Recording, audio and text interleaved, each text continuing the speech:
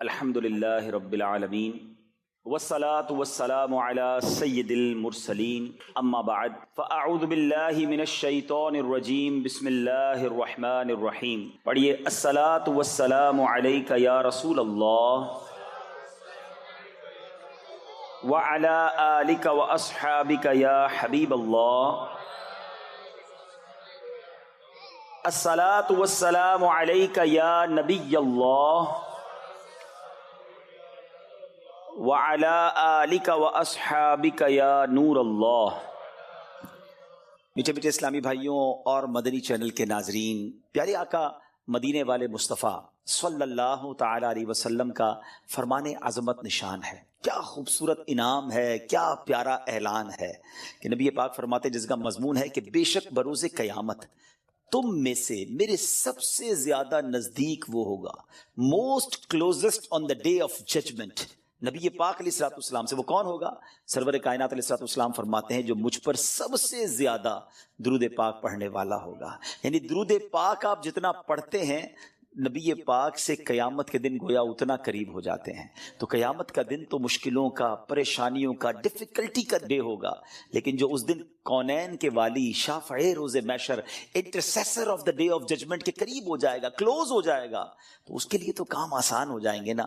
تو میں بھی نیت کروں اور آپ بھی نیت کریں کہ انشاءاللہ چلتے پھرتے اٹھتے بیٹھتے کثرت کے ساتھ درود پاک پڑھیں گے. اللہ پاک مجھے بھی اور آپ کو بھی کثرت سے درود پاک پڑھنے کی توفیق عطا فرمائے. آئیے مل کر محبت کے ساتھ درود پاک پڑھ لیں. صلو علی الحبیب صلی اللہ تعالی علی محمد صلی اللہ علیہ وسلم. سو مچ بلیسڈ منتھ، بہت ہی زیادہ مبارک مہینہ ہمارے درمیان ہے. Allah's noble Rasul sallallahu alayhi wa sallam stated as regards to the holy month of Sha'ban, Sha'ban is my month and Ramadan is the month of Allah Azza wa Jal. نبی پاک فرماتے ہیں کہ شعبان میرا مہینہ ہے اور رمضان اللہ کا مہینہ ہے. تو اس سے زیادہ ایک عاشق رسول کے لیے اس مہینے کی اور کیا سگنیفیکنس ہوگی اور کیا اس کی خوبصورتی بیان کی جائے کہ رب العالمین کے حبیب صلی اللہ علیہ وسلم خود فرما رہے ہیں کہ شعبان میرا مہینہ ہے. عاشق رسول کے لیے تو یہی کافی ہے اس مہینے سے محبت کرنے کے لیے کہ جس نبی سے محبت ہے، جو پیارے آقا ہمارے بیلوڈ ہیں، ان کا پیارا مہینہ، ان کا مہینہ جو ہے وہ شعبان کا مہینہ ہے. سیدی غوث اعظم رضی اللہ تعالیٰ عنہ شعبان کے ان 5 حروف کے بارے میں کیا خوب فرماتے ہیں کہ شین سے مراد شرف یعنی بزرگی کے ہیں، عین فار علو، عین کے معنی بلندی کے ہیں، اینڈ با فار بر یعنی کائنڈنس اینڈ بینیولنس، یعنی با سے مراد بھلائی ہے، بر ہے، نیکی ہے. الف فار الفت افیکشن، الف سے مراد محبت ہے. اینڈ نور فار نون، فار نور لائٹ، یعنی نون سے مراد نور ہے. غوث پاک فرماتے ہیں so these are the virtues with which Allah Azza wa Jal bestows his servants in this blessed month. یہ وہ 5 برکتیں ہیں جو اللہ تعالیٰ شعبان کے مہینے میں اپنے بندوں پر عطا فرماتا ہے. یعنی یہ وہ مہینہ ہے جو شرف ملنے کا، علو یعنی بلندی ملنے کا، بر یعنی بھلائی ملنے کا، الف یعنی الفت ملنے کا، اور نون یعنی نور ملنے کا دن ہے. اب یہ خوش نصیب ہوتے ہیں جو اس مہینے میں اللہ کو راضی کرنے والے کام کرتے ہیں. رب کریم کی رحمتوں سے یہ 5 چیزیں حاصل کر لیتے ہیں. انفارچونیٹلی کچھ لوگ ایسے ہوتے ہیں کہ شعبان آ بھی جائے تو ان کی لائف میں کوئی چینج ہی نہیں آتا، وہ اپنی لائف میں کوئی ایکسپیرینس نیکی کی طرف اپنا بڑھاتے ہی نہیں ہیں. غور کیجئے میٹھے اسلامی بھائیوں کہ آج ہماری زندگی میں کیا چینج آیا ہے. سرکار علیہ الصلوۃ والسلام کے جو ڈیوٹیز تھے، جو صحابہ کرام تھے، وہ کیا کرتے تھے کہ جب رجب کا مہینہ آتا وہ عبادتوں کی طرف رجوع لاتے اور ساتھ ساتھ کیا کرتے، اپنے معاملات کو سمیٹنا شروع کرتے. شعبان کا مہینہ آتا تو کاروباری لوگ اپنا لینا دینا کر لیتے، حکمران کیا کرتے، اپنا جناب سارا معاملہ جو ہے وہ عدالت پر سیٹل ڈاؤن کر لیتے، اور اس کے بعد رمضان آتے ہی وضو کر کے اعتکاف میں بیٹھ جاتے. Actually the month of Shaban is the preparation of Ramadan. لیکن بہت سارے لوگوں کو تو کچھ اس کا احساس ہی نہیں ہے. So please try to understand that we are in the mid of Shaban right now. Half of Shaban already gone. But آدھا شعبان تو پہلے ہی چلا گیا ہے. اب آدھا ہی تو رہ گیا ہے جس میں برکتیں لوٹنی ہیں اور جس میں اللہ کریم کی رحمتیں ہم سب نے حاصل کرنی ہیں. مزید سنتے ہیں انشاءاللہ کہ شعبان المعظم کی کیا خوبصورت فضائل ہیں اور نبی پاک علیہ الصلوۃ والسلام کا اس میں ایٹیٹیوڈ کیا تھا, پیارے آقا کا اس میں انداز کیا تھا. نبی پاک کا سب سے زیادہ پسندیدہ مہینہ بی بی عائشہ فرماتی ہیں شعبان کا ہے. میرے آقا اس میں روزے رکھتے رکھتے رکھتے اس کو رمضان سے ملا دیتے. اللہ اکبر. اللہ کے حبیب علیہ الصلوۃ والسلام اتنے روزے رکھتے. اچھا یہ کیوں رکھتے تھے؟ What is the reason behind this? ذرا یہ بھی سن لیجئے کہ نبی پاک علیہ الصلوۃ والسلام ہماری تعلیم کے لیے کیا شاندار جملہ ارشاد فرماتے ہیں. سیدنا اسامہ بن زید رضی اللہ تعالیٰ عنہ said, I asked یا رسول اللہ صلی اللہ تعالیٰ علیہ وسلم, I see that you observe fast more extensively in the month of Shaban than any other month. حضور میں آپ کو دیکھتا ہوں کہ آپ باقی تمام مہینوں سے زیادہ شعبان میں روزوں کی کثرت فرماتے ہیں. یقیناً اس میں رمضان کے روزے تو الگ ہیں, باقی مہینوں کی بات ہو رہی ہے. The Holy Prophet صلی اللہ تعالیٰ علیہ وسلم replied, it is a month between Rajab and Ramadan. یہ مہینہ ہے جو رجب اور رمضان کے درمیان ہے. People are neglectful to it. لوگ اس سے غفلت میں ہیں. In this month the deeds of people are ascended towards Allah Azza wa Jal. یہ وہ مہینہ ہے جس میں اللہ کی بارگاہ میں بندوں کے اعمال پیش کیے جاتے ہیں. And I love that my deeds to ascended in a state when I am observing fast. میں چاہتا ہوں جب میرے اعمال اللہ کی بارگاہ میں پیش کیے جائیں اس وقت میں روزے سے ہوں. کعبے کے بدر الدجا، طیبہ کے شمس الضحیٰ صلی اللہ تعالیٰ علیہ وسلم کا فرمان عالی شان ہے.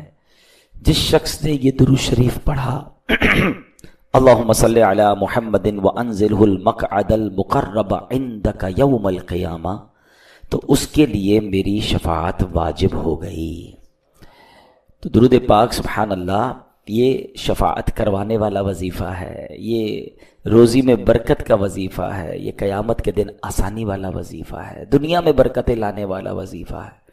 اور جمعہ کا دن آ جائے تو پھر تو سبحان اللہ مزید کثرت سے درود پاک پڑھنے ہیں کہ حدیثوں میں یہ بھی مضمون ملتا ہے کہ جو کوئی شخص جمعہ کے دن 200 بار درود پاک پڑھ لے اس کے 200 برس کے گناہ معاف کر دیے جاتے ہیں.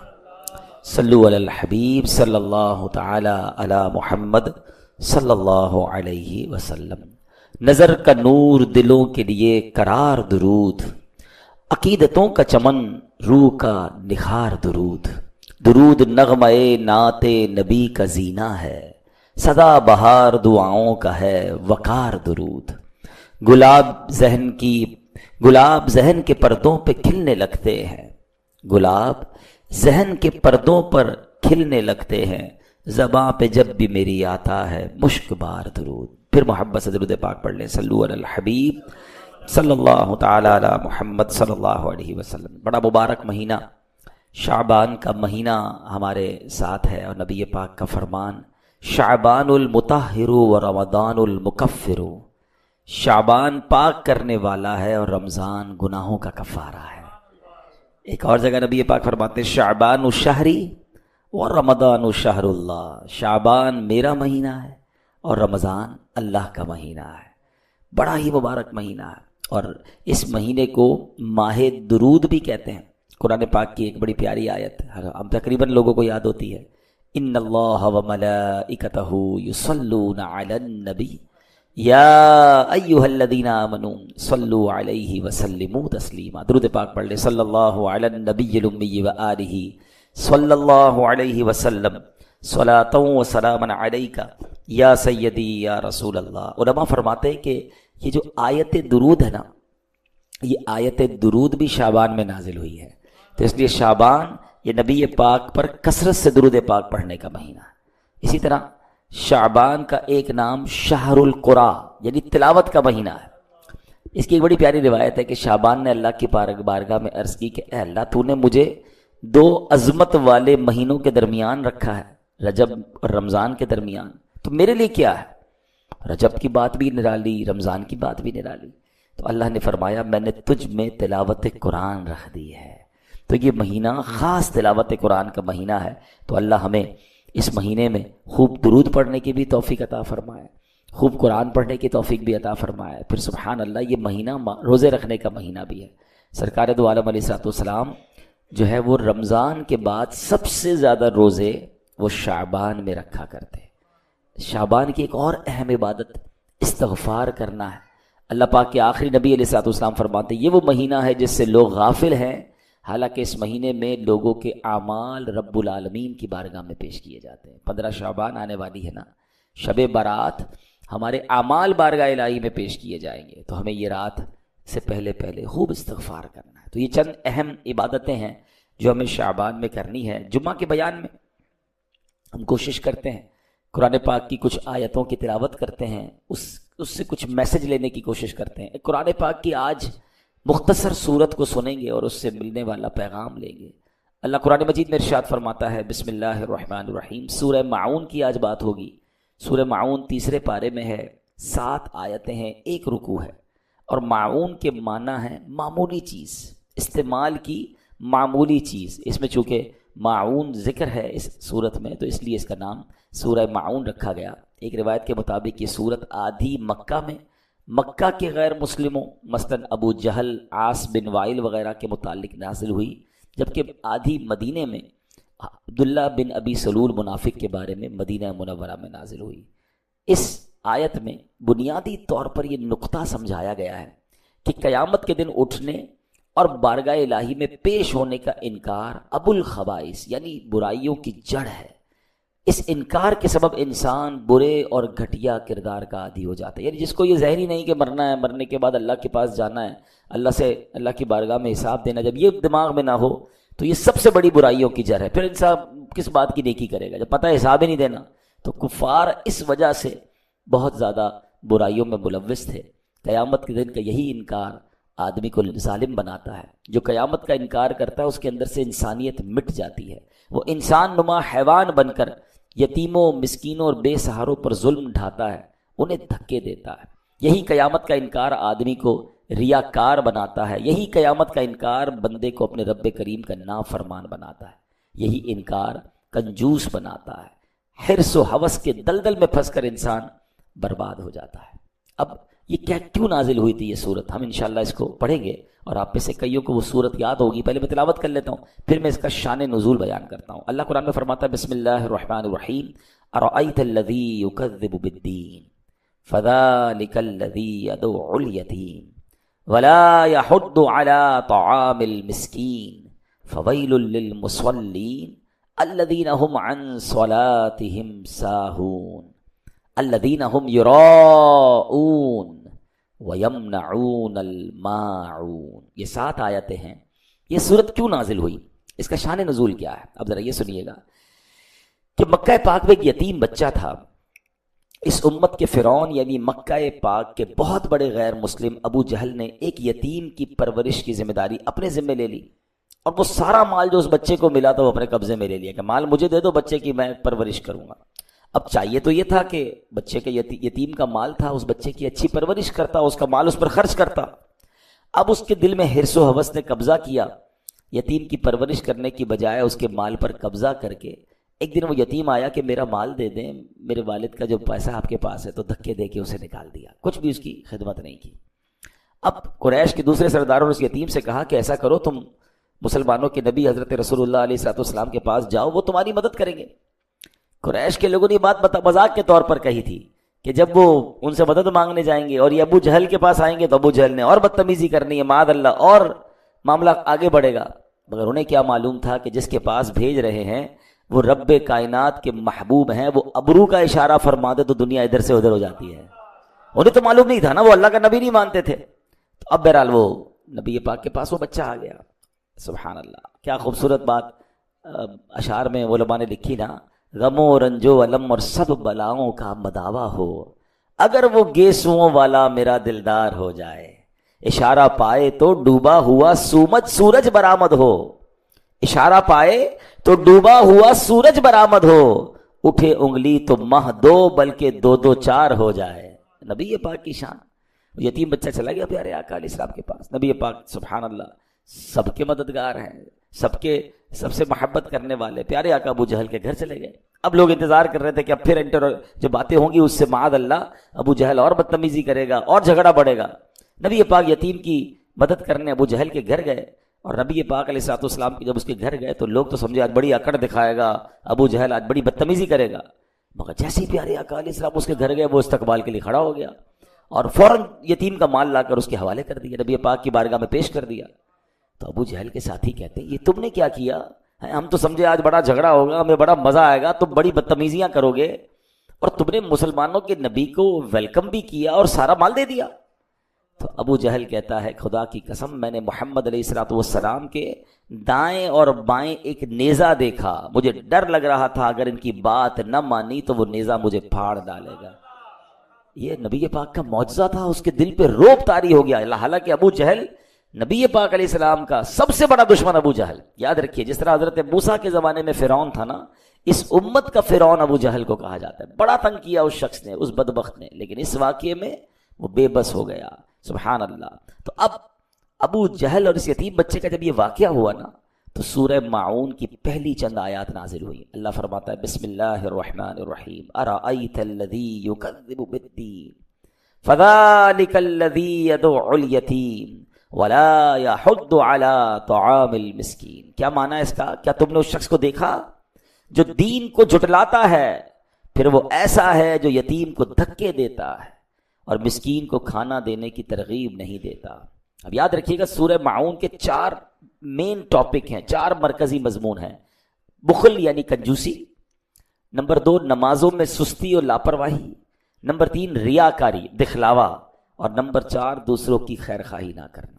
ابھی جو بخل ہے نا، کنجوسی، یہ بہت شدید عیب ہے، اور یہ یاد رکھیے گا یہ غیر مسلموں کا انداز تھا، جو دین کا انکار کرتے تھے، اللہ کا انکار کرتے تھے، مرنے کے بعد اٹھنے کا انکار کرتے تھے، ان کی عادت تھی۔ کیا فرمایا؟ یدعو الیتیم ولا یحض علی طعام المسکین، یتیم کو دھکے دیتا ہے اور مسکین کو کھانا دینے کی ترغیب نہیں دیتا۔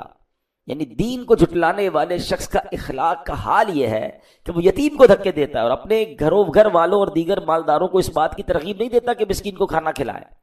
کتنا گھٹیا درجہ ہے یہ کنجوسی کا۔ کوئی کتنا ہی کنجوس کیوں نہ ہو، روتے بلکتے یتیم اور بے سہارا بچے کو دیکھ کر تو بندے کو ترس آ جاتا ہے، زیادہ نہیں تو 1 آدھ وقت کا کھانا ہی اسے کھلا دیتا ہے۔ مگر انسان کے دل پر جب لالچ غالب ہو جائے، جب بدبختی غالب ہو جائے، تو پھر وہ یتیموں کا مال کھاتا ہے، اس کو روتے ہوئے یتیم بچے کا خیال بھی نہیں آتا۔ اے میرے پیارے اسلامی بھائیوں، یہ تو ابو جہل کا کام تھا نا، مگر سچ بتائیے کہ آج ہمارے معاشرے میں یہ نہیں ہو رہا؟ کیا یہ واقعات سننے کو نہیں ملتے کہ اپنے رشتہ دار، نارملی یتیم کا مال کون کھاتا ہے؟ پھر رشتہ دار ہی تو کھا جاتے ہیں، یا کوئی والد کا دوست ہوتا ہے کہ آپ فکر ہی نہ کریں، بچے کو میں نے سنبھالنا ہے، میں نے پالنا ہے، اس کا مال مجھے دے دو، ورثہ مجھے دے دو، اب میں ٹھیک کر دوں گا۔ بھائی کھا جاتے ہیں، رشتہ دار کھا جاتے ہیں یتیم کا مال۔ آپ سوچیں اس آیت کو، اس سورت کو 100 بار پڑھا ہوگا، اور اللہ کفار کی عادتیں بیان فرما رہا ہے قرآن میں کہ یہ اتنے گھٹیا لوگ ہیں کہ یتیم کا مال کھا جاتے ہیں، مسکین کو کھانا نہیں کھلاتے۔ مگر آج کلمہ پڑھنے والا ورثے کا مال کھا جاتا ہے، بہنوں کا ورثہ لوگ کھا رہے ہیں، یتیم کا مال کھا رہے ہیں، کدھر جواب دیں گے؟ روایتوں میں آتا ہے یتیم کا مال مثل مال وقف ہے۔ مال وقف کے بارے میں فرمایا، مال وقف جو ہوتا ہے نا، مسجد کا چندہ، مدرسے کا چندہ، جو وقف کا پیسہ ہوتا ہے، اس کے بارے میں فرمایا کہ مال وقف بڑا احتیاط سے خرچ کرو، یہ یتیم کے مال کی طرح ہے۔ مگر یہاں تو فکر ہی کسی کو نہیں ہے۔ اے میرے پیارے اسلامی بھائیوں، یہاں تک علماء فرماتے ہیں کہ اگر کسی والد کا انتقال ہو، اب دیکھیں کتنی احتیاط ہے، اور اس کا ورثہ ظاہر ہے اب تو پیسے بچوں کے ہو گئے، گھر والوں کے ہو گئے، اس میں کوئی ایک نابالغ بچہ ہے، یتیم ہمیشہ نابالغ ہوتا ہے، یہ بھی یاد رکھیے گا۔ آپ کو 40 سال کا بوڑھا کہے میں یتیم ہوں، میں میرے ماں باپ انتقال کر گئے، تو پھر تو ہم تقریباً جتنے بڑی عمر کے لوگ ہیں سبھی یتیم ہیں، ہم میں سے کئیوں کے والدین چلے گئے ہیں۔ تو یتیم جب تک نابالغ ہوتا ہے وہ یتیم ہوتا ہے، یاد رکھیے گا۔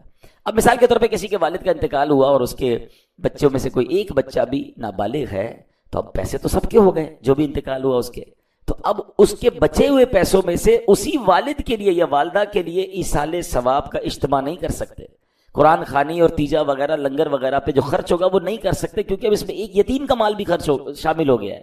تو احتیاط یہ ہے کہ پہلے سب کا مال الگ کر دیا جائے، اب جو بالغ ہے وہ کہے کہ میرے مال سے آپ جناب یہ نیکی کا کام کریں تو پھر کر سکتے ہیں۔ یعنی ایصال ثواب کے معاملے میں بھی یہ احتیاط کرنی ہوگی کہ یتیم کا چونکہ نابالغ ہے وہ اجازت دے نہیں سکتا، تو آپ اس کے مال سے خرچ نہیں کر سکتے۔ بالکل ایک احتیاط علماء یہ بھی بیان کرتے ہیں کہ آپ یتیم کو یا نابالغ کو تحفہ دے سکتے ہیں، مگر اس سے تحفہ لے نہیں سکتے، کیونکہ اس کو تحفہ دینے کی ابھی، کیونکہ اس کا مال اس کو خرچ کرنے کی اس طرح اجازت نہیں ہے، اس کی پوری تفصیل ہے، ٹھیک ہے نا۔ تو یہ احتیاط بہت ضروری ہے، لیکن آج کسی کو فکر ہی نہیں ہے۔ حالانکہ قرآن یتیم کے مال کی احتیاط کیسے بیان کرتا ہے۔ اللہ فرماتا ہے ان الذین یأکلون اموال الیتامی ظلما انما یأکلون فی بطونہم نارا وسیصلون سعیرا. قرآن کہتا ہے بے شک وہ لوگ جو ظلم کرتے ہوئے یتیموں کا مال کھاتے ہیں اور وہ اپنے پیٹ میں بالکل آگ بھرتے ہیں اور ان قریب یہ لوگ بھڑکتی ہوئی آگ میں جائیں گے. یتیم کا مال یہ آگ بھرنا ہے. خدارا یتیموں کے ساتھ اچھا کریے. حدیث پاک میں آتا ہے کہ یتیم کا مال ظلمن کھانے والے قیامت میں اس طرح اٹھیں گے کہ ان کے منہ کان اور ناک سے دھواں اٹھتا ہوگا جس سے وہ پہچانے جائیں گے کہ یتیموں کا مال ناحق کھانے والے ہیں. خاندان میں چیک کیجئے, مجھے جو سن رہے ہیں یا میری ویڈیو بعد میں دیکھیں, اگر کسی رشتہ دار کے کسی بچے کا, خاندان کے کسی بچے کا, اس یتیم کا آپ پر حق باقی ہے, خدا کے واسطے پورا اچھے طریقے سے ادا کر دیں. ادھر بھی مارے جائیں گے ادھر بھی مارے جائیں گے. اور سبحان اللہ, یتیم کی کفالت کتنی بڑی نیکی ہے. پیارے آقا علیہ الصلوۃ والسلام فرماتے ہیں بہترین گھر وہ ہے جس میں یتیم ہو اور اس کے ساتھ اچھا سلوک کیا جاتا. فرمایا مسلمانوں میں بدترین گھر وہ ہے جس میں جو ہے وہ یتیم کے ساتھ برا سلوک کیا جاتا ہو. اور سبحان اللہ, نبی پاک فرماتا ہے جو شخص یتیم کے سر پر محض اللہ کی رضا کے لیے ہاتھ پھیرے تو جتنے بالوں پر اس کا ہاتھ گزرا ہر بال کے بدلے اس کے لیے نیکیاں ہیں. یعنی ہاتھ پھیرنے پر ہر بال پر نیکیاں ہیں. اور فرمایا جو شخص یتیم لڑکی یا یتیم لڑکے پر احسان کرے میں اور وہ جنت میں اس طرح ہوں گے. اپنی انگلیاں ملا کر فرمایا, یعنی آقا کے ساتھ جنت میں جانا ہے تو یتیموں کے ساتھ اچھا سلوک کرنا ہے. اور اللہ نہ کرے جہنم کا آگ کھانی ہے تو جو برا سلوک کر رہے ہیں وہ تیار ہو جائیں. کیسے اتنا, یہ تو بہت بڑی نیکی ہے. بلکہ اب یہ بھی میں آپ کو مشورہ دوں گا, آپ میں سے بہت سارے ایسے ہوں گے جو کہیں گے یار ہمارے خاندان میں تو کوئی یتیم نہیں. اچھی بات ہے, تو پھر یہ ثواب کیسے ملے گا؟ تو ثواب یوں ملے گا آپ کسی اور خاندان کے یتیم بچے کا خیال کر لیں. ہے رشتہ داروں میں ہوتا ہے, غریب بہت سارے لوگ ہیں, تو آپ ڈھونڈے نا کوئی ایسی فیملی ڈھونڈیں گے جس میں کوئی یتیم ہو, آپ اس کی کفالت کر لیں, کیونکہ جنت میں نبی پاک فرما رہے ہیں ہم دونوں اس طرح جائیں گے.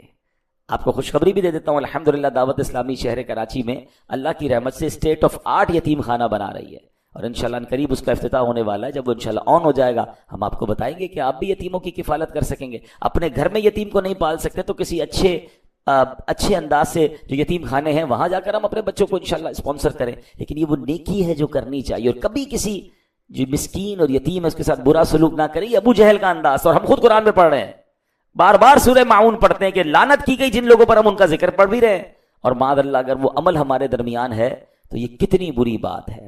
اچھا, یہاں جو ہاتھ پھیرنے والی بات ہوئی اس کی بڑی پیاری تفسیر مفتی احمد یار خان نعیمی فرماتے ہیں کہ جو شخص اپنے عزیز یا اجنبی یتیم کے سر پر محبت و شفقت کا ہاتھ پھیرے اور یہ محبت صرف اللہ اور رسول کی رضا کے لیے ہو تو ہر بال کے بدلے اسے نیکی ملے گی. یہ ثواب تو خالی ہاتھ پھیرنے پر ہے. جو مال خرچ کرے, اس کی خدمت کرے, اس کی تعلیم کا انتظام کرے تو سوچے پھر اجر کتنا ہوگا. سبحان اللہ سبحان اللہ. بلکہ ایک اور اس میں بڑی پیاری بات ہے کہ اگر کسی کو دل نرم نہ ہوتا ہو نا, بعض لوگ کہتے ہیں رونا نہیں آتا, دل میں سختی بڑی ہے. ایک بار ایک شخص نے نبی پاک کی بارگاہ میں عرض کی تھی, حضور میرا دل سخت ہے, دل کی سختی کی شکایت کی. تو پیارے آقا نے فرمایا کیا تو چاہتا ہے کہ تیرا دل نرم ہو جائے, تیری حاجتیں پوری ہوں؟ تو یتیم پر رحم کیا کر, اس کے سر پر ہاتھ پھیرا کر, اپنے کھانے میں سے اس کو کھلایا کر. ایسا کرنے سے تیرا دل نرم ہوگا, تیری حاجتیں پوری ہوں گی. جس کو لگے نا یار مجھے دعا میں رونا نہیں آتا, میرے دل میں سختی ہے, وہ نرمی نہیں ہے. یتیموں کے ساتھ اچھا سلوک جو ہے سبحان اللہ یہ وہ عمل ہے جو دل کو نرم بھی کر دیتا ہے, حاجتوں کو بھی پورا فرماتا ہے. اچھا, اس میں بڑی پیاری بات علماء نے فرمائی, یہ بھی حدیث میں ہی ہے, لڑکا یتیم ہو تو اس کے سر پر ہاتھ پھیرنے میں آگے کو لا, یعنی پیچھے سے ہاتھ کو آگے لانا ہے, ایسے ہاتھ پھیرنا ہے.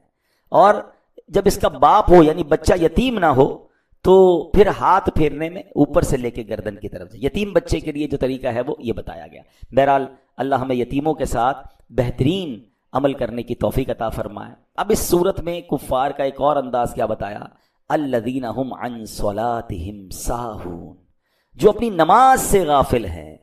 تفسیر نصفی میں ہے, اس سے مراد منافقین ہے کہ جب وہ لوگ تنہا ہوتے ہیں تو نماز نہیں پڑھتے کیونکہ وہ اس کے فرض ہونے کا اعتقاد نہیں رکھتے, اور جب وہ لوگ سامنے ہوتے ہیں تو بڑے نمازی بنتے ہیں, اپنے آپ کو نمازی ظاہر کرتے ہیں, انہیں دکھانے کے لیے اٹھ بیٹھ کر لیتے ہیں. حقیقت میں یہ لوگ نماز سے غافل ہیں. اب قرآن میں یہ کفار اور منافقین کا طریقہ بتایا گیا جو نماز سے غافل ہیں. الذین هم عن صلاتهم ساہون, جو اپنی نماز سے غافل ہیں. مگر سچ بتائیں آج مسلمان نماز سے غافل نہیں ہیں. کئی لوگ تو صرف جمعے کی نماز پڑھتے ہیں, جمعے کو مسجد میں آتے ہیں, پھر اگلے جمعے آتے ہیں. یہ کیا ہے؟ کیا جمعہ ہی فرض ہے؟ باقی نمازیں فرض نہیں؟ نماز سب سے پہلا فرض ہے. اور یہ ہم منافقوں کا طریقہ پڑھ رہے ہیں جو نماز سے غافل ہیں. اچھا کچھ لوگ تو 5 ٹائم نماز نہیں پڑھتے. اچھا کچھ کیا کرتے ہیں, جب موڈ آیا پڑھ لی, آج 2 پڑھ لی, آج 3 پڑھ لی, کبھی کہتے ہیں یار باقی تو نمازیں پڑھ لیتا ہوں, فجر میں آنکھ نہیں کھلتی. یہ کتنی بڑی غفلت ہے کہ آپ کہہ رہے ہیں کہ ہماری فجر میں آنکھ نہیں کھلتی. انہی سے میرا ایک سوال ہے, کبھی صبح 7 بجے آپ کی فلائٹ ہو تو آنکھ نہیں کھلتی؟ آپ کہتے ہیں نہیں, پھر تو 4 بجے ایئرپورٹ پہنچ جاتا ہوں, 2 الارم بھی رکھتا ہوں, گھر والوں کو بھی کہتا ہوں. کبھی صبح صبح ٹرین ہو آپ کی, وہ کبھی چھوٹتی ہے. کبھی آپ کی آفس کی کوئی اہم میٹنگ ہو مارننگ میں, وہ چھوٹتی ہے. اس کا مطلب وہ نہیں چھوٹتی, اس کے لیے آنکھ کھلتی ہے. ایمبیسی میں انٹرویو ہو, لوگ صبح صبح جا کے لائن میں لگ جاتے ہیں. ہر چیز کی پریورٹی ہے, ترجیح ہے, پریورٹی نہیں ہے تو نماز کی نہیں ہے. کیسے بندہ کہتا ہے میری نماز میں آنکھ نہیں کھلتی؟ اس کا مطلب نماز کی اہمیت نہیں ہے آپ کے نزدیک. باقی دنیا کے کام کے لیے سب کی آنکھ کھلتی ہے. صبح رات کو کبھی جائے, رات کو 3-4 بجے ایئرپورٹ پہ رش لگا ہوا ہے, کیا سب کی آنکھ کیسے کھل گئی؟ مسجد میں کیوں رش نہیں لگا ہوا؟ کیونکہ وہ فلائٹ ہے یار, مس ہو جائے گی تو نقصان ہو جائے گا, خرچہ ہو جائے گا, فلاں پرابلم ہو جائے گا. اٹ مینز آپ کے نزدیک وہ فلائٹ, وہ ٹکٹ ضائع ہونا وہ زیادہ اہمیت ہے. اللہ کی قسم کروڑوں روپے ایک طرف ہے, ایک نماز قضا ہونا کا گناہ جو اور اس کا عذاب و نقصان ایک طرف ہے. مگر وہ احساس تو ہو. کتنی بڑی بد نصیبی ہے کہ روزانہ صبح الارم رکھتے ہیں لوگ اسکول کا, بچے کی اسکول کا الارم ماں رکھے گی, باپ اپنے آفس کا الارم رکھے گا, نہیں رکھے گا تو فجر کا الارم نہیں رکھے گا. وہ کیسی صبح ہے کہ صبح ہوئی, اسٹارٹ آف دا ڈے میں اللہ کو ناراض کر کے اٹھ رہا ہوں. یعنی جس کا ابتدا ہی دن کی رب کو ناراض کر کے اٹھنے کی ہے تو اس کا دن کیسا گزرے گا, اس سے رب کیسے راضی ہوگا؟ اور یہ تو میں صرف فجر کی بات کر رہا ہوں. لوگوں کی تو ظہر بھی قضا ہو رہی ہے, عصر بھی قضا ہو رہی ہے, مغرب عشاء. کیا کرے, کاروبار میں بیزی, کیا کرے دوستوں میں بیزی, فیملی میں بیزی. کمال ہے یار, پورے دن میں 5 نمازوں میں ٹائم کتنا لگتا ہے. اور اگر اس کی برکتوں پہ میں بات کروں نا, ابھی ہم نے شب معراج گزاری ہے. معراج کی رات کا تحفہ نماز ہے. نماز مومن کی معراج ہے. اللہ اکبر. میرے آقا نے معراج کی رات رب کا دیدار کیا, اور جو 5 وقت کا نمازی ہوگا انشاءاللہ اسے قیامت کے دن اللہ کا دیدار کرایا جائے. ہمارا دل نہیں چاہتا رب کو دیکھنے کا؟ پڑھے نا نماز کیسے قضا ہو جاتی ہے. اللہ اکبر. آپ ذرا غور کریں, جو 5 وقت کا نمازی ہوتا ہے نا, وہ اکثر وقت وضو میں گزارتا ہے. ایک نماز کی تیاری کر رہا ہے, دوسری نماز کی تیاری کر رہا ہے, ایک نماز سے باہر آ رہا ہے, دوسری نماز میں. یعنی اگر آپ سوچیں کہ 5 وقت کے نمازی کا اگر انتقال ہوگا نا, کبھی نہ کبھی تو ہوگا, ہم سب کا ہوگا, تو بہت بڑا چانس یہ ہے کہ یا تو مسجد میں انتقال ہوگا, یا سجدے میں انتقال ہوگا, یا وضو میں انتقال ہوگا. یعنی کسی اچھے کام میں ہی اس کا انتقال کا چانس ہے. اور جو پورے دن میں نمازیں نہیں پڑھ رہا, سوچیں ہر وقت ایک نماز سے دوسری نماز قضا کرنے کے درمیان اس کا انتقال ہوگا. نہ کریں ایسا. ابھی آپ نے پچھلے 2-4 دن 5 دن سے ہم سب ایک واقعے میں گم ہیں, ہم سب گم سم ہیں, ہم سب کی کیفیت عجیب ہے. جو گل پلازا میں واقعہ ہوا, اس سے کیا پتا چلا کہ کیا اہمیت ہے زندگی کی یار. ہمارے مال, ہمارے دولت کی حیثیت کیا ہے. رات کروڑ پتی بندے سوئے تھے, صبح اٹھے تو کچھ نہ بچا. کس بات پر اتراتا ہے انسان, کس بات پر کرو فر ہے کہ میرا جاہو جلال, میرا مکان, میری فیکٹری, میرا سب کچھ. اللہ چاہے تو سب منٹوں میں ختم ہو سکتا ہے. زکات دینے والے اس وقت زکات لینے والے بن چکے, اور یہ پھر تو مال ہے نا یار. اس سے زیادہ تکلیف تو وہ ہے کہ جن کے پیارے اندر جل گئے ہیں. بتایا جاتا ہے 67 تقریباً لوگ شہید ہوئے ابھی تک, جو بتایا جا رہا ہے. صرف 17 لوگوں کی باقیات ملی ہے. 50 کے قریب لوگ وہ ہیں جن کے جسم کچھ بھی نہیں ملا. کبھی سوچو تو صحیح کہ ان کا اس گل پلازا کے اندر تکلیف کا عالم کیا ہوا ہوگا جب ان کو راستہ نہیں مل رہا ہوگا. میں تو پرسوں ایک جنازہ پڑھایا, کل جنازہ پڑھایا میں نے, تو میں تو عجیب کیفیت میں ہوں. جب میں نے جنازہ پڑھا, ہزاروں لوگ تھے, آنکھیں اشک بار تھیں, بارش بھی برس رہی تھی, ایک عجیب روحانی منظر تھا. لیکن اس کے دوستوں کو میں نے دیکھا, اس کی فیملی ممبر لوگوں کی آنکھوں میں آنسو تھے. لیکن مجھے بتائیں, جس بندے کی باقیات بھی نہیں ملے گی, اس کے گھر والوں کو چین کیسے آئے گا؟ وہ کس کا جنازہ پڑھیں گے, کس کی قبر پہ جا کے فاتحہ پڑھیں گے؟ میرے والد کدھر گیا, میرا بچہ کدھر گیا, میری زوجہ کدھر گئی؟ کیسے بیچاروں کو چین آئے گا؟ تکلیف سوچیں. یہ بحث الگ ہے, یہ حادثہ کیوں ہوا. میں اس سے عبرت کا پہلو آپ کو بتا رہا ہوں کہ یہ میری اور آپ کی اوقات ہے, پھر بھی نماز نہیں پڑھتے. ہم کیوں سوچتے ہیں ان کے ساتھ ہوا, میرے ساتھ نہیں ہو سکتا, میں نہیں مر سکتا؟ کیا میں نے اور آپ نے اپنے سے کم عمر لوگوں کے جنازے نہیں پڑھے؟ جب مجھ سے چھوٹی عمر کا مر سکتا ہے تو میں بھی مر سکتا ہوں بھائی, مجھے بھی مرنا ہے. اللہ سے دعا کرتے ہیں, جمعے کا دن رحمتوں کا دن ہے, اے اللہ میں جلنے والی, کٹنے والی, پھٹنے والی, ڈوبنے والی موت سے بچائی رکھنا. اے اللہ عافیت والی, خیر والی, نمازوں والی, بستر والی نہیں بلکہ زندگی کی آخری نماز کھڑے ہو کر ہمیں مسجد نبوی میں ادا کرنے کی توفیق عطا فرما، اور ہمیں مدینہ پاک والی اور آقا کی دید والی موت نصیب فرما۔ لیکن بھائی اینڈ آف دا ڈے مرنا تو ہے نا، قبر میں تو جانا ہے نا، کیسے نماز کے بغیر زندگی گزار رہے ہیں، کیسے جواب دیں گے؟ قرآن کہہ رہا ہے یہ منافقوں کا طریقہ ہے، الذین هم عن صلاتهم ساہون، جو لوگ اپنی نماز سے غافل ہیں۔ ہم کیسے غافل ہو سکتے؟ پلیز، اب تو شعبان آ گیا، اب اگلے تھوڑے دنوں بعد میرے اور آپ کے اعمال نامے اللہ کی بارگاہ میں پیش ہونے ہیں، تو توبہ کر لیں، نماز پڑھیں، نماز کی سستی ختم کریں، نیت کریں کہ آج کے بعد ہماری کوئی نماز قضا نہیں ہوگی۔ آگے کیا فرمایا؟ الذین هم یراؤون، وہ جو دکھاوا کرتے ہیں، یعنی منافقین فرائض کی ادائیگی اللہ پاک کی رضا حاصل کرنے کے لیے نہیں بلکہ لوگوں کو دکھانے کے لیے کرتے تھے۔ آج بھی یہ وبا عام ہے، نیکی کرنی ہے لوگوں کو دکھانا ہے، نیکی کر، پہلے کہتے تھے دریا میں ڈال، اب نیکی کر فیس بک پہ ڈال، سوشل میڈیا پہ ڈال، لوگوں کو بتانا ہے۔ ریاکاری کی تعریف ہی یہ ہے کہ اللہ کی رضا کے علاوہ کسی اور ارادے سے عبادت کرنا، یہ ریاکاری۔ لوگ مجھے نمازی کہیں، لوگ مجھے حاجی کہیں، لوگ مجھے سخی کہیں، میری واہ واہ ہو جائے، اس کا مطلب you are not making worship because of اللہ سبحانہ و تعالی۔ آپ اللہ کے لیے نہیں کر رہے، آپ لوگوں کے لیے کر رہے۔ خود اپنے دل سے پوچھیں، نیکی کر کے کیوں جی چاہتا ہے کہ لوگوں کو میں بتاؤں، میں ذرا ڈالوں سوشل میڈیا پہ، پھر دیکھوں کتنے لائکس آئے، کتنے سبحان اللہ، کتنے زبائی۔ خود سوچیں یار، ایکچولی ریاکاری سے جو بچنے کا طریقہ ہے نا، اپوزٹ آف ریاکاری اخلاص ہے، اور اخلاص ایکچولی اخلاص از دا کی آف قبولیت، قبولیت کی چابی ہے، ایکسپٹنس کی چابی ہے۔ اور وہ کیا ہے؟ بڑی پیاری طریقہ بتایا علماء نے کہ اخلاص یہ ہے کہ جس طرح بندہ اپنے گناہوں کو چھپاتا ہے اس طرح اپنی نیکیوں کو چھپائے۔ ہم میں سے کون ہے جو چاہتا ہے میرے گناہ لوگوں کو پتا چلے؟ کوئی نہیں چاہتا۔ نیکیاں سب کو پتا چلنی چاہیے۔ 15 سال پہلے حج کیا تھا وہ 1500 لوگوں کو بتا چکے ہوں گے، کل جھوٹ بولا تھا وہ بتائیں گے کسی کو، آج صبح موبائل پہ کچھ دیکھا تھا وہ بتائیں، وہ نہیں، وہ پتا نہ چلے۔ 15 سال پرانا میں حاجی، میں نمازی، میں حافظ۔ میں نہیں کہتا یہ کرنا گناہ ہے، نیت سوچیں اپنے دل میں کیا ہے۔ کسی حاجی کے بارے میں سوچنے کا نہیں کہہ رہا، اپنے بارے میں سوچیں۔ ہو سکتا ہے کوئی اچھی نیت سے بتا رہا ہو، ہم کسی پر الزام نہ لگائیں، اپنے آپ کو جسٹیفائی، اپنے آپ کو تو چیک کریں نا، کیونکہ قرآن کہتا ہے الذین ہم، کیا فرمایا؟ قرآن کہتا ہے الذین ہم یراؤون، وہ جو دکھاوا کرتے ہیں۔ ہائے ہائے ہائے۔ اور اب آخری بات قرآن کیا کہتا ہے، ہمیں سمجھنا ہے، وَيَمْنَعُونَ الْمَاعُونَ، اور برتنے کی معمولی چیزیں بھی نہیں دیتے۔ معون کا مطلب ہے معمولی استعمال کی چیزیں۔ مطلب یہ کہ منافقین اتنے کنجوس، بے حس اور بے پرواہ ہیں کہ اگر کوئی ان سے عام استعمال کی معمولی سی چیز بھی مانگ لے تو یہ دینے سے انکار کر دیتے ہیں۔ علماء کرام فرماتے ہیں مستحب یہ ہے کہ آدمی اپنے گھر میں ایسی چیز اپنی حاجت سے زیادہ رکھے جن کی ہمسایوں کو ضرورت ہوتی ہے، انہیں ادھار دیا کرے۔ حدیث پاک میں آتا ہے، نبی حضرت عائشہ صدیقہ فرماتی ہیں، میں نے عرض کیا یا رسول اللہ علیہ السلام، کون سی چیز جس کا منع کرنا حلال نہیں ہے، یعنی کوئی مانگے تو منع نہیں کرنی چاہیے، فوراً دینی چاہیے؟ تو فرمایا پانی، نمک اور آگ۔ اور اس کی وجہ کیا فرمائی؟ کہتے ہیں حضور پانی کا حکم، پانی تو سمجھ آ گیا کہ کوئی بھی مانگے اسے پلا دے، آگ اور نمک سے کیا مراد ہے؟ حکم کیوں ہے؟ فرمایا جس نے کسی کو آگ دی گویا اس نے اس آگ سے پکا ہوا سارا کھانا خیرات کر دیا۔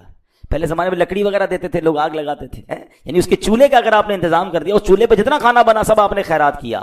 فرمایا جس نے کسی کو نمک دیا اس نے گویا وہ سارا کھانا خیرات کیا جس کھانے میں نمک کی وجہ سے لذت آئی ہے۔ ہائے ہائے ہائے۔ اور جس پانی، صرف پانی پلانے کی فضیلت کیا ہے؟ فرمایا جس نے کسی مسلمان کو ایک گھونٹ پانی وہاں پلایا جب پانی عام ملتا ہے، نارمل پانی ملتا ہے، تو اسے غلام آزاد کرنے کا ثواب ہے۔ اور جس نے کسی مسلمان کو وہاں ایک گھونٹ پلایا جہاں پانی نہ ملتا ہو تو اس نے گویا اسے زندگی بخشی۔ نارمل پانی پلانے کا ثواب اتنا ہے، اور جہاں پانی نہیں وہاں پلانا۔ مگر ادھر دل ہی نہیں چلتا، اللہ کی راہ میں خرچ نہیں کرتے لوگ، اپنی زکوٰۃ پوری نہیں دیتے۔ کنجوسی بھی منافقین کا اور کفار کا انداز ہے۔ تو اے میرے پیارے اسلامی بھائیوں، آج سورہ معون ہم نے سنی، اس کی تفسیر سنی، کفار کی عادتیں سنی۔ چیک یہ کرنا ہے کہ کیا یہ عادتیں میرے اندر تو نہیں؟ یتیم کا مال کھانا یہ کفار کا طریقہ، مسکین کو مدد نہ کرنا یہ کفار کا طریقہ، اپنی عبادتیں دوسروں کو دکھانا، ریاکاری کرنا، اللہ کے لیے نہیں لوگوں کے لیے عبادت کرنا یہ کفار کا طریقہ، مسلمانوں پر خرچ نہ کرنا، چھوٹی چھوٹی چیزیں بھی نہ دینا یہ بھی کفار کا طریقہ ہے۔ اللہ کرے کہ یہ عادتیں ہمارے اندر سے نکل جائیں اور ہم ایمان والوں کے اوصاف اپنانے والے بنیں، ہم سخاوت کرنے والے بنیں، ہم اللہ کے لیے عبادت کرنے والے بنیں اور یتیموں مسکینوں کے مددگار بن جائیں۔ اللہ مجھے بھی اور آپ کو بھی عمل کرنے کی توفیق عطا فرمائے، آمین۔ تمام صحیفوں اور قرآن مجید کا نچوڑ اس کے اندر موجود ہے، اور سبحان اللہ بسم اللہ کے فضائل کتنے۔ امام فخر الدین رازی رحمۃ اللہ تعالی علیہ فرماتے ہیں بسم اللہ الرحمن الرحیم کے 19 حروف ہیں، ٹھیک ہے، اور دوزخ پر عذاب دینے والے فرشتے بھی 19 ہیں۔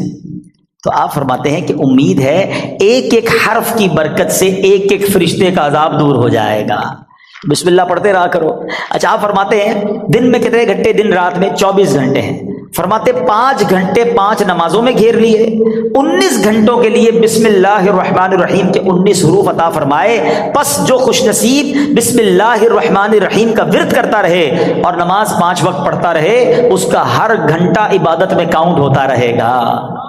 تو یہ کمال کا وظیفہ ہے، نارملی ہماری توجہ اس طرف نہیں جاتی ہے۔ اچھا بعض اوقات ہم لوگ کہتے ہیں ہمارے کام ادھورے رہ جاتے ہیں، کام شروع کرتے ہیں ڈیل بنتے بنتے رہ جاتی ہے، کام ادھورا رہ جاتا ہے، پوری نہیں ہو پاتی ہماری بات۔ سنیے اللہ پاک کے پیارے اور آخری نبی صلی اللہ تعالیٰ علیہ وسلم نے فرمایا جو بھی اہم کام بسم اللہ سے شروع نہیں کیا جاتا وہ ادھورا رہ جاتا ہے۔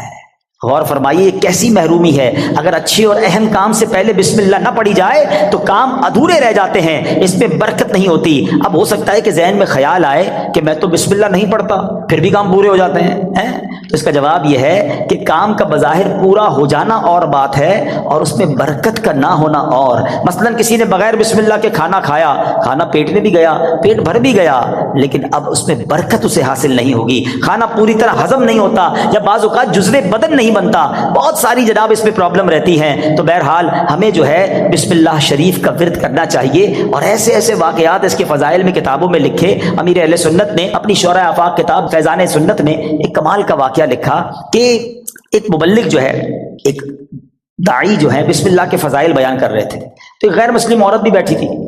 لڑکی نے سنا کہ بسم اللہ کی اتنی فضیلت ہے، اب اس نے جناب اسلام قبول کر لیا، اب اس کی زبان پر ہر وقت بسم اللہ رہتا تھا۔ تو اب جو اس کا والد تھا نا غیر مسلم تھا، وہ بڑا غصے میں آیا، طرح طرح کی تکلیفیں دینے لگا کہ کسی طرح اپنی بیٹی کو جو ہے وہ تکلیف دے کر اسلام سے پھیر لے، اور اگر نہیں مانتی تو اب اس پر کوئی الزام لگائے تاکہ یہ قتل کر دی جائے۔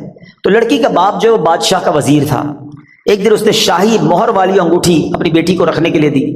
بیٹی نے انگوٹھی لی اور بسم اللہ الرحمن الرحیم کہہ کر انگوٹھی پہلے وصول کی، بسم اللہ الرحمن الرحیم پڑھ کر، اور اس کے بعد اس نے بسم اللہ الرحمن الرحیم پڑھ کر جیب میں ڈال دی۔ رات کو جب وہ سوئی تو والد نے انگوٹھی جیب سے نکالی اور دریا میں ڈال دی کہ اب صبح جب انگوٹھی نہیں ہوگی تو اس کو پکڑا دوں گا اور یہ ماری جائے گی۔ تو اب جیسے ہی وہ انگوٹھی دریا میں ڈالی، اللہ کا کرنا ایسا ہوا کسی مچھلی نے وہ انگوٹھی کو نگل لیا۔ صبح کو ایک شکاری نے جال ڈالا، اتفاق سے وہی مچھلی جال میں آ گئی، اس نے لا کر وہی مچھیرے نے اسی وزیر کو وہ مچھلی لا کے تحفے میں دی۔ وہ وزیر جو ہے اپنی بیٹی کو مچھلی دیتا ہے کہ بیٹی اس کو پکاؤ، تو بیٹی نے بسم اللہ الرحمن الرحیم پڑھ کر جو ہے وہ مچھلی کو کھولا، اس کو چاک کیا، اندر وہی انگوٹھی موجود تھی۔ پھر بسم اللہ پڑھی اور انگوٹھی اپنے پاس رکھ لی۔ والد صاحب نے ناشتے کے بعد کہا بیٹی وہ انگوٹھی کدھر ہے؟ بسم اللہ پڑھ کر وہ انگوٹھی واپس کر دی کہ یہ انگوٹھی واپس آ گئی۔ اللہ اکبر! اب باپ حیران کہ یہ کیسے ہوا؟ تو اس نے کہا میں نے تو کوئی بھی کام جو بھی کیا اللہ کے نام سے شروع کرتی گئی، رب نے مشکل سے نکال دیا۔ ہمارا پرابلم یہی ہے، ہم بہت ساری فضول باتیں کرتے ہیں، اللہ کا ذکر نہیں کرتے، اللہ کا نام نہیں لیتے۔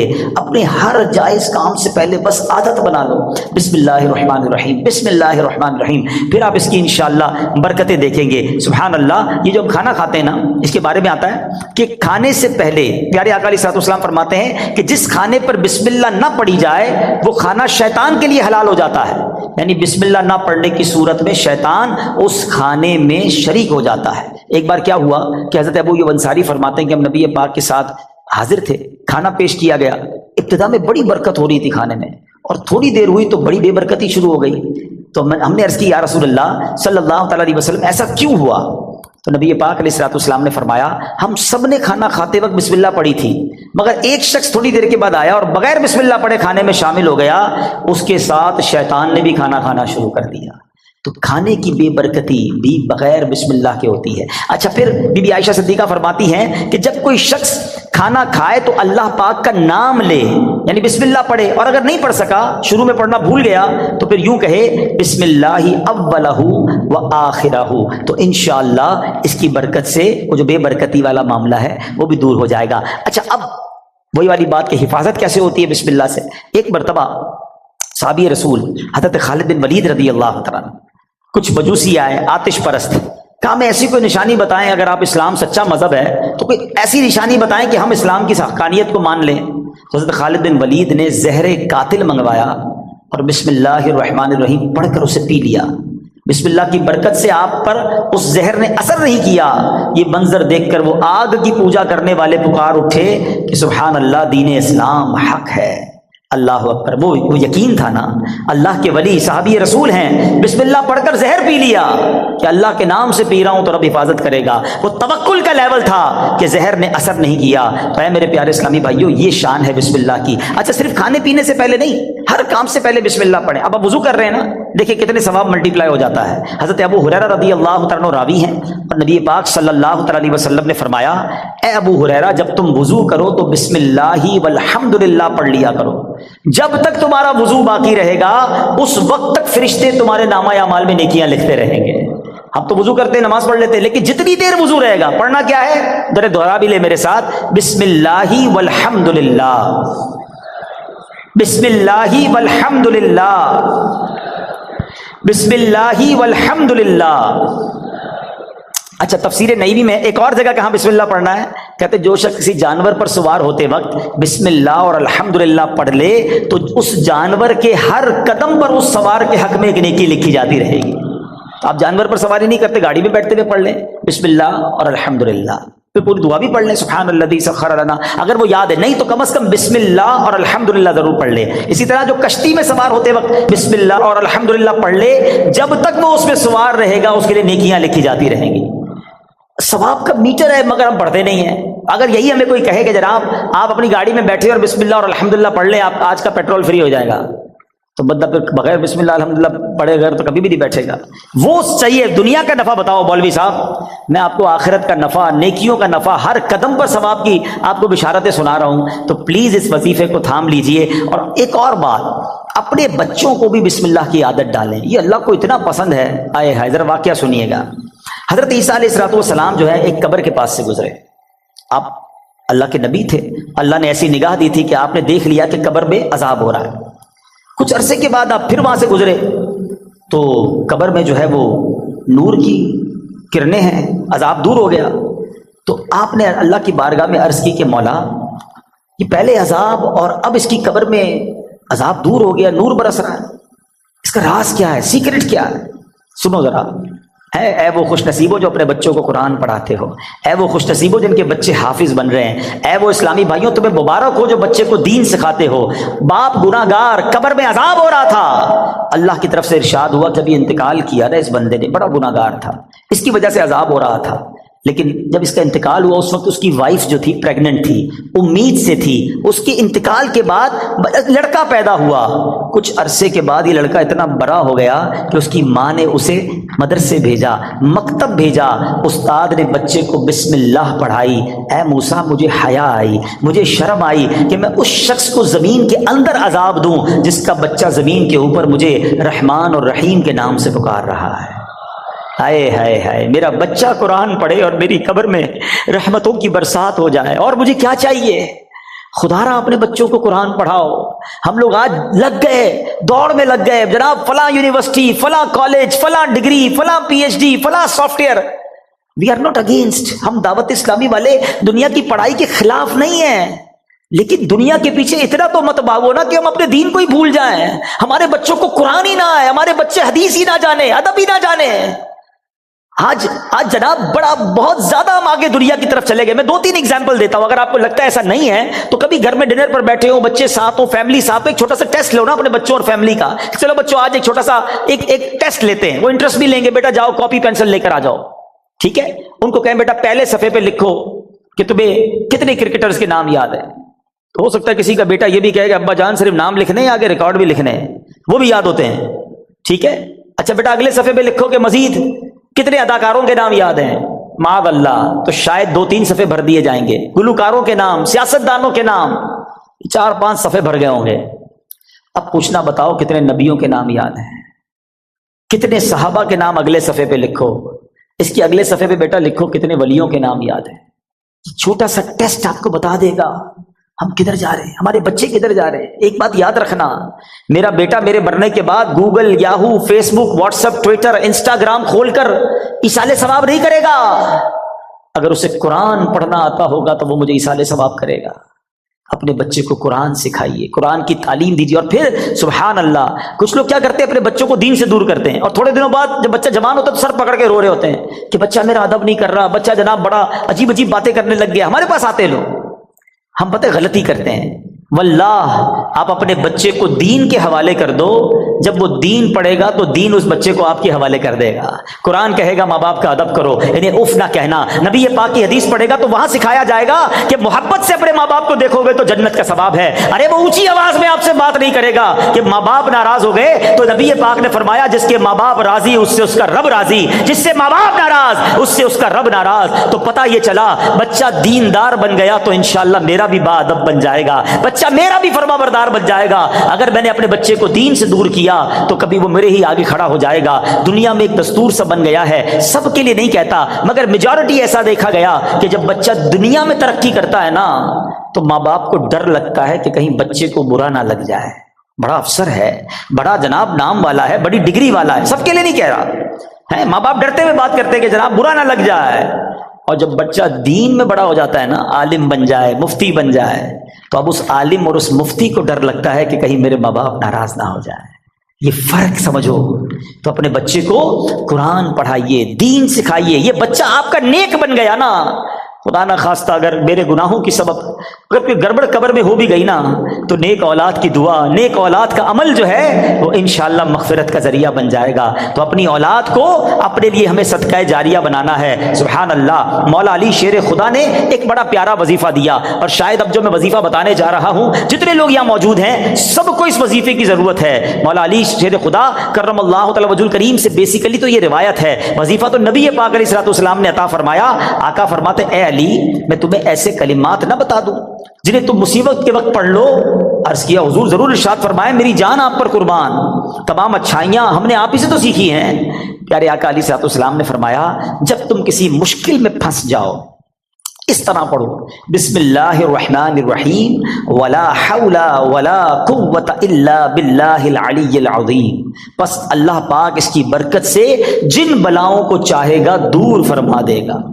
اچھا، اس وظیفے کو میں نے بھی کئی بار ٹرائی کیا ہے۔ میں نے الحمدللہ پہلے امیر اہل سنت کو دیکھا، مثال کے طور پہ آپ کہیں پھنس گئے، آپ کا ٹریفک میں گاڑی پھنس گئی ہے، گاڑی خراب ہو گئی ہے، فلائٹ کا ٹائم ہو گیا ہے، ٹرین کا ٹائم ہو گیا ہے، اور آپ کو لگتا ہے اب نہیں پہنچ سکیں گے، یا کسی بھی مشکل میں آپ پھنس گئے ہیں، آپ بسم اللہ الرحمن الرحیم ولا حول ولا قوت الا باللہ العلی العظیم، پھر آپ دیکھیں مشکلیں کیسے آسان ہوتی ہے۔ اب مثال کے طور پہ کوئی چیز گم ہو جائے، قرضہ آ جائے، کاروبار میں کوئی نقصان ہونے لگے، کوئی چیز میں گڑبڑ ہو جائے، کسی بھی پریشانی میں ہیں، آپ یہ وظیفہ یاد کر لو، ذرا مل کے دہرا لو، بسم اللہ الرحمن الرحیم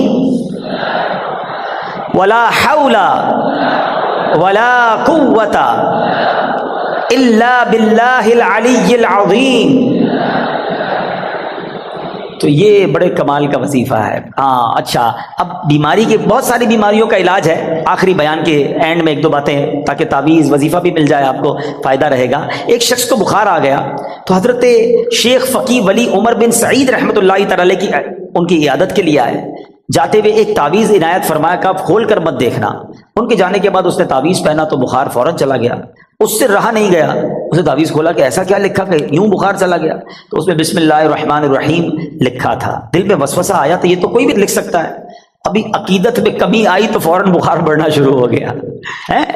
ٹیسٹ کرتے نا لوگ، اللہ والوں کا بھی ٹیسٹ کرتے ہیں، ایسے بھی لوگ ہیں۔ ابھی اس نے سوچنا شروع کیا تو بخار بڑھ گیا، پھر حضرت کی بارگاہ میں دوڑا گیا کہ حضور معاف کر دیں، میں نے تو جو ہے وہ تعویذ کھول دیا تھا، تو آپ تو اللہ والے تھے، آپ نے دوبارہ تعویذ لکھ کر دیا۔ اس کے ہاتھ جیسے ہی اس کو باندھا تو پھر اس کا بخار چلا گیا۔ اب کی بار دیکھنے سے منع کیا مگر ڈر کے مارے کھول کر نہ دیکھا، بالآخر سال کے بعد کبھی جا کے کھول کر دیکھا تو اس میں بسم اللہ الرحمن الرحیم ہی لکھا ہوا تھا۔ تو سبحان اللہ، اس کی خوب برکتیں ہیں۔ اور بتایا گیا کسی کی نکسیر پھٹ جائے نا، بعض اوقات خون نکل رہا ہوتا ہے، تو پیشانی سے بسم اللہ الرحمن الرحیم لکھنا شروع کرے اور ناک کی نوک تک، یعنی یہاں سے لکھنا شروع کرے اور یہاں تک ختم کرے، تو انشاءاللہ عز و جل اس کی جو ہے وہ خون آنا جو ہے وہ بند ہو جائے گا۔ بہرحال بہت سارے وظائف ہیں، ایک اور وظیفہ آخر میں لے لیں۔ جو شخص، بہت سارے ایسے لوگ ہوں گے جو کاروباری مشکل کا، آج کل مہنگائی بھی بہت ہے، گزارا بھی نہیں ہو رہا، تو غور سے وظیفہ لے جائیں، کل سے کرنا شروع کر دیں کہ جو شخص طلوع آفتاب کے وقت سورج کی طرف رخ کر کے بسم اللہ الرحمن الرحیم 300 بار اور درود شریف 300 بار پڑھے، اللہ تعالیٰ اس کو ایسی جگہ سے رزق عطا فرمائے گا جہاں اس کا گمان بھی نہیں ہوگا، اور روزانہ پڑھنے سے انشاءاللہ عز و جل 1 سال کے اندر امیر و کبیر ہو جائے گا۔ وظیفہ پھر ریپیٹ کر دیتا ہوں، غور سے سن لیں۔ پہلے فجر کی نماز ادا کرنی ہے، اس کے بعد جب فجر کا وقت ختم ہونے لگے تو سورج طلوع ہوتا ہے، جو سورج طلوع ہونے کا وقت ہے اس وقت آپ نے سورج کی طرف رخ کر کے ہاتھ میں تسبیح لینی ہے، 300 بار بسم اللہ الرحمن الرحیم، 300 بار درود پاک انشاءاللہ پڑھیں، اور پھر دیکھیں انشاءاللہ اللہ پاک رزق میں کیسی برکت دیتا ہے۔ تو بہرحال آج کے اس مختصر سے بیان میں ہم نے 2 باتیں سیکھی۔ با ادب رہنا ہے، با ادب لوگوں کی صحبت اپنانی ہے، اور اللہ کے نام کا ذکر کرتے رہنا ہے۔ بسم اللہ الرحمن الرحیم ہر کام، نیک اور جائز کام شروع کرنے سے پہلے پڑھنا ہے، پھر دیکھیں اس کی کیسی برکتیں ملتی ہیں۔ اب سوچو بسم اللہ الرحمن الرحیم میں اتنی برکت ہے تو پورے قرآن کا کیا عالم ہوگا۔ مبارک ہو انہیں جو قرآن پاک پڑھنے والے ہیں، پڑھانے والے ہیں۔ آپ کو ایک اور فضیلت سنا دوں جو مدرسۃ المدینہ بالغان والے ہیں، آئے ہائے، حضرت عثمان غنی رضی اللہ تعالیٰ عنہ، اور آپ فرماتے ہیں خیرکم من تعلم القرآن وعلمہ، تم میں بہترین وہ ہے جو قرآن سیکھے اور دوسروں کو سکھائے۔ اے پڑھانے والوں تمہیں بھی مبارک ہو، اور اے پڑھنے والوں تمہیں بھی مبارک ہو جو بہترین لوگوں میں سے ہیں۔ اللہ عمل کی توفیق عطا فرمائے۔ صلو علی الحبیب